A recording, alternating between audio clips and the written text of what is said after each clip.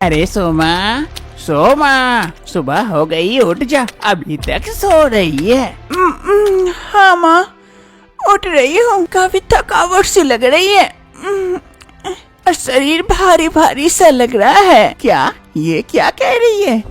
ऐसे लक्षण तो लड़कियों को शादी के बाद जब वो गर्भवती होती है तब लगता है। तुझे ऐसे लक्षण कैसे आ रहे हैं? वैसे तेरा पीरियड्स का डेट कब है? वो तो लगता है पार हो गया।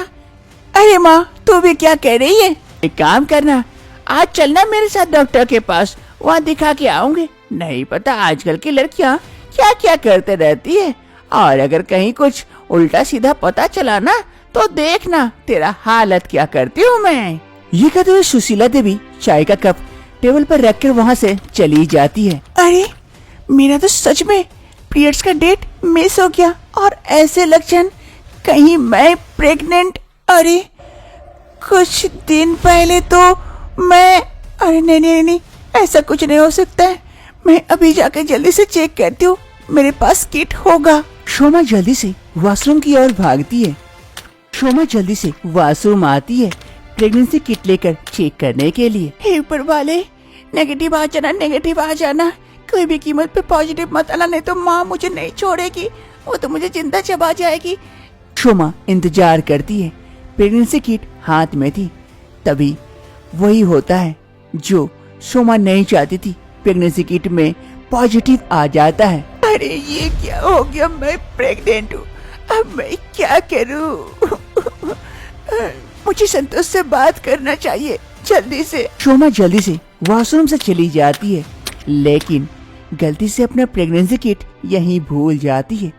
तभी शोमा की भाभी ममता आती है वॉशरूम। अरे जल्दी से नहा लेती हूँ, पूजा वगैरह भी करनी है, काफी देर भी हो गई है। तभी ममता की नजर उस प्रेगनेंसी किट पर जाती है जो सामने पॉजिटिव थी। अरे ये प्रेगनेंसी किट, इसे तो पॉजिटिव देखने के लिए मैं तरस चुकी हूँ।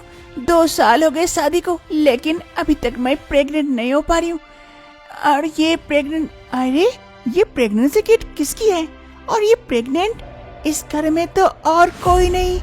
कहीं मेरी ननद शोभा तो प्रेग्नेंट नहीं है? अरे मुझे बात करनी होगी उससे, कहीं वो कोई मुश्किल में तो नहीं है। शोमा की भाभी ममता वो प्रेगनेंसी किट लेकर जल्दी से वहाँ से जाती है शोमा से बात करने के लिए। शोमा कमरे में काफी परेशान हो रही थी। वो संतोष को बार बार फोन लगाती है, लेकिन संतोष उधर से कोई रिप्लाई नहीं देता है। तभी वहाँ पर ममता आती है। अरे शोमा, शोमा क्या हो गया, इतनी परेशान क्यों हो रही है? अरे अरे भाभी आप? नहीं नहीं, कहाँ परेशान हो, कुछ नहीं हुआ है। अरे शोमा सच सच बता, कुछ छुपाने का कोशिश कर रही है क्या मुझसे? अरे नहीं नहीं भाभी, ऐसी कोई बात नहीं है। अगर ऐसी कोई बात नहीं है तो ये क्या है, बता जरा। ममता शोमा की प्रेगनेंसी किट बाहर निकाल कर शोमा को दिखाती है। शोमा ये देखकर शॉक्ड हो जाती है और घबरा जाती है। अरे भाभी माफ कर दीजिए, मुझसे बहुत बड़ी गलती हो गई। भाभी मम्मी को मत बताना, मुझसे बहुत बड़ी गलती हो गई। वो मैं, चुप कर, शांत हो जा और मुझे सारी सच्चाई बता, क्या हुआ है क्या नहीं हुआ है, और कौन है वो? अब सोमा ममता से और कुछ नहीं छुपाती है, सारी सच्चाई ममता को बता देती है। अरे शोमा, उसे फोन लगा संतोष को अभी तुरंत, मैं बात करती हूँ उससे। अरे नहीं भाभी, और उससे बात करने का कोई फायदा नहीं है, वो फोन ही नहीं रिप्लाई दे रहे हैं। ला मैं ट्राई करके देखूं? अरे नहीं भाभी, उसने फोन भी बंद कर दिया है, अब मैं क्या करूं? मेरे पास और कोई दूसरा रास्ता नहीं है, मैं क्या करूं भाभी, मुझसे गलती हो गई। अरे शोमा शांत हो जा, शांत हो जा, पहले शांत हो जा, कुछ सोचते हैं क्या किया जाए। और इस बारे में किसी को बताने की कोई आवश्यकता नहीं है, मैं हूँ ना, मैं सब संभाल लूंगी। उसे रोजी ममता शोमा को लेकर हॉस्पिटल पहुंच जाती है, जहाँ पर डॉक्टर साहिबा सोमा को अच्छी तरह से चेक करती है। चेक करने के बाद डॉक्टर साहिबा बाहर आती है और ममता से बात करती है। देखिए ये कंडीशन थोड़ा सी क्रिटिकल है, एबॉर्शन मुश्किल है थोड़ा सा। अगर इसका एबॉर्शन करते हैं तो ये भी हो सकता है कि आगे जाकर ये दोबारा माँ नहीं बन पाए। अब आप लोग सोच लीजिए क्या करना है। क्या ऐसा क्यों? इसकी कंडीशन ही कुछ अलग है, इसीलिए। ममता शोमा को समझ नहीं पाती है। दोनों वापस वहाँ से घर की ओर चली आती है। ममता और शोमा दोनों कमरे में आ जाते हैं और दोनों खूब सोचते हैं। अंत तक कोई रास्ता निकल नहीं पाता है तो ममता कहती है, अरे शोमा, क्या करे, कोई रास्ता नहीं निकल पा रहा है। अब समझ में नहीं आ रहा है क्या किया जाए। क्या मैं तुम्हारे भैया से बात करूं इस बारे में? अरे नहीं भाभी, भैया से बात मत करो, वरना मैं मुंह दिखाने लायक नहीं बचूंगी। प्लीज भाभी। अरे शोमा, कुछ नहीं होगा, बात तो करनी पड़ेगी ना, आगे का कोई एक डिसीजन लेना पड़ेगा। अब क्या करे तू ही बता, हमारे पास कोई रास्ता नहीं है, हमें कुछ समझ नहीं आ रहा क्या किया जाए। इसीलिए तो तू चिंता मत कर, मैं तेरे भैया को समझा के बोलूंगी, कुछ नहीं कहेंगे, वो कोई रास्ता जरूर निकालेंगे। अच्छा समय देखकर ममता अपने पति कमल को सारी बातें बताती है शोमा के बारे में। ये सुनने के बाद, अरे ममता, ये क्या कह रही हो मेरी बहन? अरे छी छी छी छी, कोई अगर सुनेगा, पड़ोस में अगर किसी को पता चलेगा, सब तो थूकेंगे हमारे ऊपर। माँ को इस बारे में पता चल गई तो क्या होगा? माँ तो जीते जी मर जाएगी। अरे जी, थोड़ा सा समझने की कोशिश कीजिए, शोमा से गलती हो गई, बेचारी अब क्या करेगी, कुछ समझ नहीं पा रही है और स्थिति ऐसे बन गई है कि हम उसका एबॉर्शन भी नहीं करवा सकते।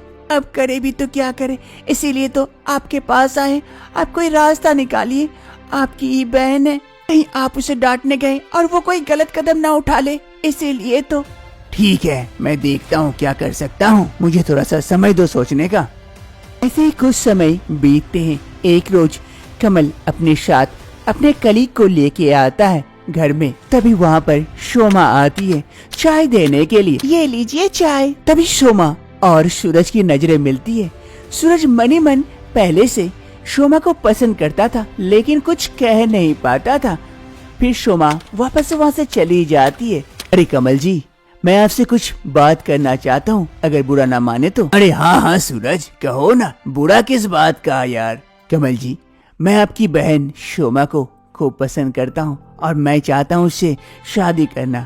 क्या आप उसकी शादी मुझसे करवाएंगे? कमल को ये बात सुनकर काफी खुशी महसूस होती है, लेकिन मन ही मन एक आशंका भी थी। देखो सूरज, मैं भी चाहता हूँ कि मेरी बहन तुम्हारे घर जाए तो खुशी रहेगी, लेकिन कुछ बात है जो मैं शादी से पहले तुमसे क्लियर कर लेना चाहता हूँ, ताकि बाद में जाके कोई दिक्कत ना आए। अरे हाँ, कहिए ना, क्या बात है? फिर कमल सूरज को वो सारी बातें बता देता है शोमा के बारे में, जो भी कुछ दिनों से घटित हुआ था।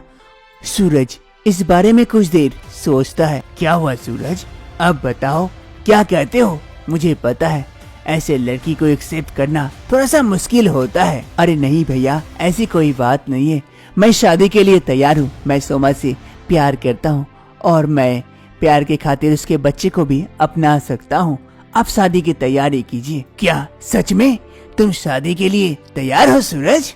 इससे बड़ी खुशी की बात और क्या हो सकती है? अरे ममता, सुन रही हो? सूरज शोमा से शादी करने को तैयार है, जाके उसे बताओ ये खुशखबरी। ममता भी ये बात सुनकर काफी खुश हो जाती है। वो जल्दी से शोमा के कमरे की ओर भागती है। शोमा अपने कमरे में थी, तभी उसकी भाभी ममता दौड़ दौड़ उसके पास पहुंचती है। अरे शोमा शोमा शोमा, खुशी की खबर है, सूरज शादी के लिए मान गया। वो तुमसे शादी करना चाहता है और तुम्हारे बच्चे को भी अपनाना चाहता है। वो तुमसे प्यार करता था, भले ही कह नहीं पाया। प्यार ऐसा होता है कि मुश्किल घड़ी में उसके साथ खड़े हो, न कि मुश्किल घड़ी में साथ छोड़कर भाग जाए। तू सूरज के साथ बहुत खुश रहेगी, वो तुझसे बहुत प्यार करेगा। शोमा ये बात सुनकर भी काफी खुश होती है। ठीक कहा भाभी आपने, एक वो था और एक सूरज है, दोनों में कितना अंतर है। ऐसे इंसान तो नसीब से मिलता है। फिर एक अच्छा दिन देखकर शोमा और सूरज की शादी करा दी जाती है। इस शादी से शोमा और सूरज दोनों काफी खुश होते हैं। जहाँ सूरज को उसका खोया हुआ प्यार मिल जाता है, वही शोमा को प्यार करने वाला पति और साथ ही उसके बच्चे को अपनाने वाला भी। इस शादी से शोमा के परिवार वाले भी काफी खुश होते हैं। अब शोमा सूरज के साथ आगे की जिंदगी खुशी खुशी बिताती है। हम प्यार को पहचानने में कभी कभी गलती कर बैठते हैं।